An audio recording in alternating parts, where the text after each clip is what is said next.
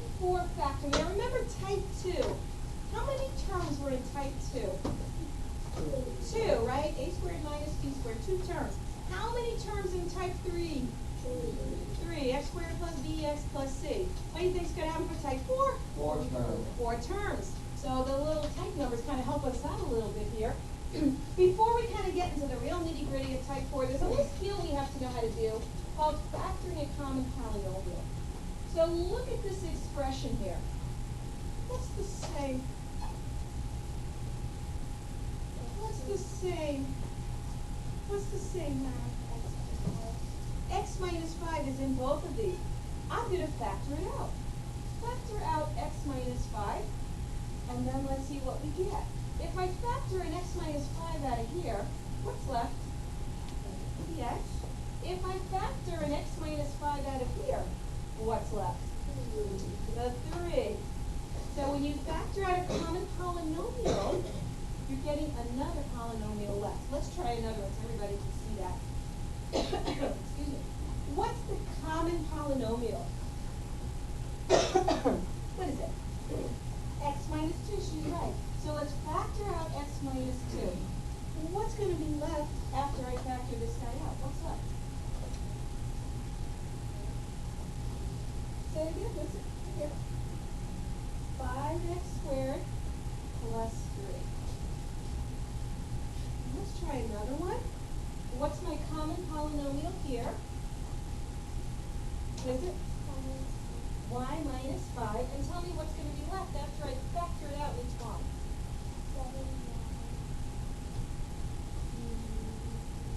Minus 3, right? Because we're factoring it out. Think of you just dividing it out. And what's going to be left? The 7y minus 3. These are easier than the other ones, I think, right? Which is kind of, yeah, aren't they? Yeah. Because they're practically factored for us. Let's look at this one. I've got, well, what's my common polynomial here? Just the one that's the same. Yes, this guy right here. X minus 8 is the same. So what's left? So it's a little tricky, a little extra thought. What do you think? Oh, awesome.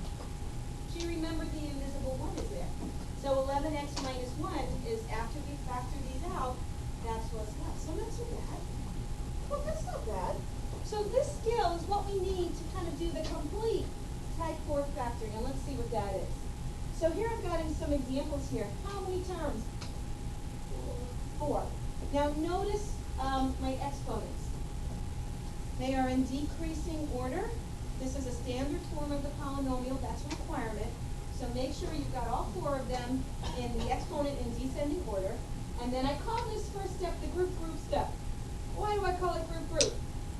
Because you group. You're going to group the first 2 terms. You're going to group the second 2 terms. So now I've got 2 groups in my 4 terms polynomial here.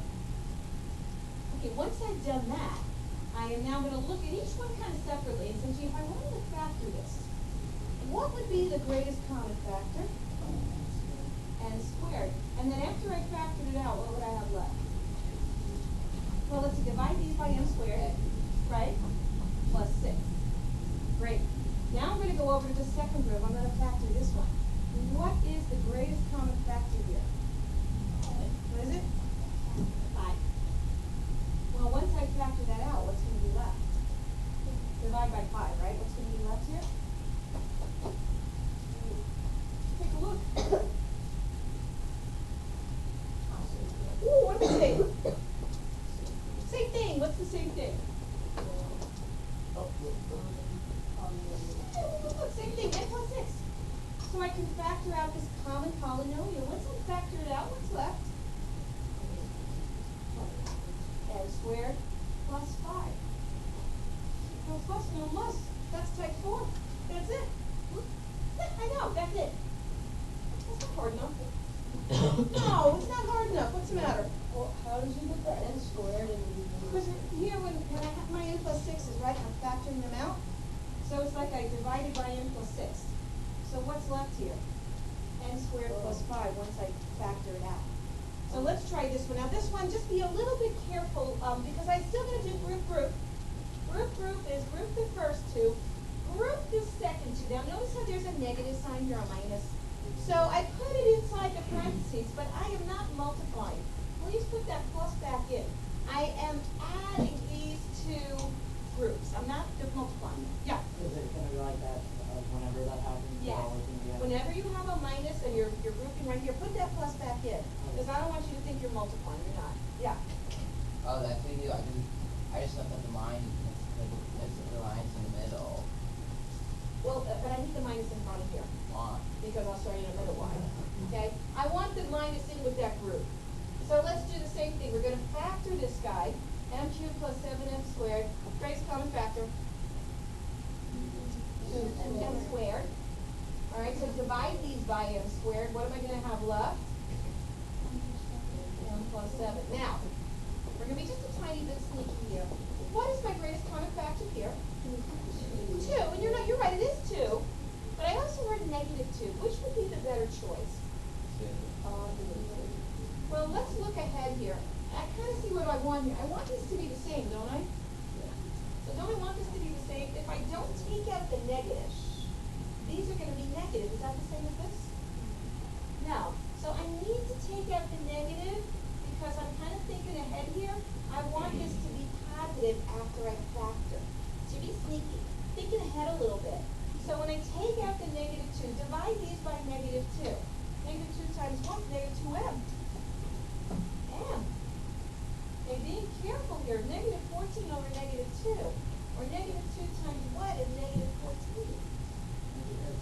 Positive. Positive what? Positive. 7. Oh, 7? Where is 7? 2 times 7? Oh, we're 14. dividing? Okay. Right, think about what we're doing. We're factoring out the 2. That is dividing by 2. Or -2 rather. Or you can think about it, what do I multiply to get here? There's 2 ways to think about it. And go backwards, -2m minus 14. I'm back where I started. And so we're being a little bit sneaky when we choose what to pull out here, especially when the negatives are involved. Because now, what's my common polynomial? All right, and what's left?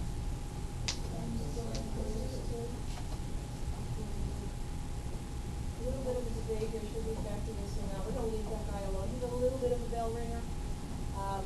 We could say this one is m plus square root 2, and minus square root 2 if you wanted to. But it's okay if you don't see that. That's okay. Yes.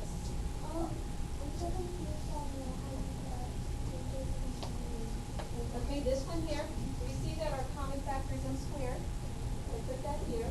Divide them by m squared, because that's really what we do when we take out a common factor. So m cubed over m squared, m, and 7m squared divided by m squared is the 7. Okay, so that's what we're doing. We're kind of just dividing them out. Yeah. If it was m to the 4th plus 7, and then m to the 3rd, would then common factor be m to the 3rd? Yeah. You always take the one with the smaller exponent is going to be the common factor, which is why I think the variables are actually easier to factor than the numbers. All right, let's look at this guy here. So it's got 4 terms, descending exponent order. First step, group. Now notice, this is a minus. Put your plus back in. Put your plus back in to remind yourself I'm not multiplying these groups, I am adding the groups. Then you look at 9x cubed plus 9x squared. What is that greatest common factor? 9x squared. So tell me, Alan, what is going to be, after I divide out that 9x squared, what's left? Excellent. Okay, so I've got a minus 7x minus 7. What's the greatest common factor? -7. She's looking ahead. She's noticing that we kind of want positives here. If I take out that -7, what am I going to have left, Ashley? X plus 1. Which is good news, right? So we want. Yeah. Because if you look at the 9, you look at the 9, what do they have in common? The 9, right? And then I look at the x cubed and the x squared, and the x squared with the common. The greatest common factor. Alrighty, well, what's in common now? What? Oh, there's something. What's there? What's in common? X plus 1. So once I factor out x plus 1, right, these will be gone. What's left? 9x squared minus 7. Factoring type 4. That's pretty neat. Not so bad, right? Not so bad.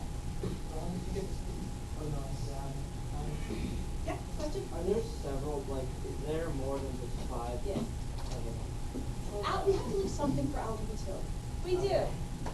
Alrighty, I have a couple of you tries. I don't want you spending too much time on them. Do this one and this one. Anybody who is up for a challenge may also try this one. Quack, quack. Here we go. We made it to the big time. Alright, type 3 is this, right? X squared plus bx plus c, leading coefficient of 1. What is that 1? Right? What if I want to factor 2x squared minus 7x plus 3? Well, good luck. Well, good luck to you, right? I already passed this course. But anyway, here's what we're going to do. There's two methods I'm going to talk about. Now, you have your factor flow chart? Yeah. Turn it over. Right here. Look what's there. There's 5 different ways to factor ax squared plus bx plus c. I am only going to discuss 2 ways. Those other ways are yours if you care. I think these 2 ways are enough. The first way is called guess and check. Anything with the word guess in it worries you a little bit. Guess and check is really what we did with type 3. We just kind of figured out. But let's think about it. Basically, the first thing you always do is you always factor out a greatest common factor. If there is one, I'm looking here, I don't see a greatest common factor. Guess and check says, well, gee, what did you multiply to get this? And you look at the possibilities. There's a 2 in front. 2's a prime number, so 1 and 2 are its only factors. The only way I can get a 2x squared is to have a 2x and x. So I must have had that. Then I'm looking at this last term. It's also a prime number. It's 1 and 3. So the only way I can multiply to get here is I had to multiply to 1 and 3. So I say, well, gee, I don't know what order. Let me just try one. I don't know. And let me think about the signs. This is a plus, and this is a minus. If this is a plus, I had to be the same sign. And since the middle is negative, it must have been minus. So that's my guess. Now I have to check it. How do you check? You multiply. 2x squared minus 2x minus 3x plus 3. I join my OI, combine them up, and now I check. Did I get what I started with? Or guess, right? So that's not it. Well, the only other thing for this one that I can think of is to switch these guys around. Let's see if that works. That's the first outside minus 6x minus an x plus a 3. Combine my OI. Did I get back to what I started with? I did, so I finally guessed correctly. Now, guess and check is not for the faint of heart. I will tell you, when I learned algebra for the first time, I think that was about 107 years ago. Yeah, give or take 5 minutes. This was the only method they taught us. And I remember this being crazy hard. But I couldn't see it yet. It was really, really hard for me to see what combination should I do. And it got worse. What if you have like a 12x squared and like a 24? Think of all the different possible ways that I can have to check here. I mean, there's lots of different ways. I couldn't see it yet. I just didn't have that experience. It was just so hard. And so it was very tough. Luckily, we have another method we can look at. The grouping method. And that is on your flow chart. She's looking at it. You should all be looking at the flow chart.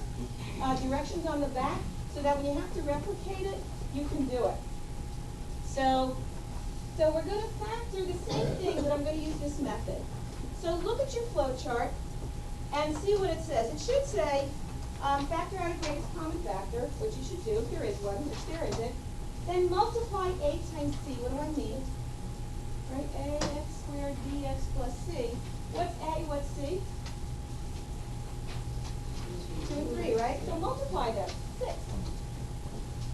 I want to find 2 factors of 2 times 6 of a times c that add or subtract to my b, negative 7. What are 2 numbers that do that? In the interest of time, I'm just going to speed it up a tiny bit. Okay, so negative 6 times negative 1 multiplies to 6. Now watch what we're doing here. No, nobody's yawning, nobody's tired. Right? Watch what you do. See that middle term? I'm going to split it up. This is the 2x squared from here. Instead of writing minus 7x, you can put x's here if you want. Write minus 6x minus x plus 3. Now how many terms do I have? 4. Type 4. We're through. Put your plus back in. factor this guy. I'm gonna go a little bit faster just because I am running out of time here. This time I'm gonna factor out a -1 because I am interested in flipping signs because I see where I wanna go. Take out the x minus 3. Oh, what's left? The 2x minus 1. Same thing for my guess and check, but I didn't have to guess anything. Yes. Factoring out a -1 is Legit. It's a little trick. Fraction. It's a little trick to flip signs. Factoring out a -1. Let's try this one. It's a little bit more straightforward. Nobody's putting anything away yet. Just relax. I just looked for two numbers that. What's the D? That one? A times C. A times C. Right? We're going to do the same thing here. Multiply A times C. That's 30. Two numbers that multiply to 30 but add to 13. Okay, so we're going to split up that middle term. Because what is 10x plus 3x? 13x. I'm just rewriting it. Reverse kind of coil here, right? Group. Greatest common factor. Looks like a 5x. I got a 3x plus 2 inside. I can't factor this, but that's okay. Because now I can see my common polynomial. What is left here, put in my metric code, indivisible 1. 5x plus 1. You should also verify, multiply that, and make sure you get here. How'd we do? Question?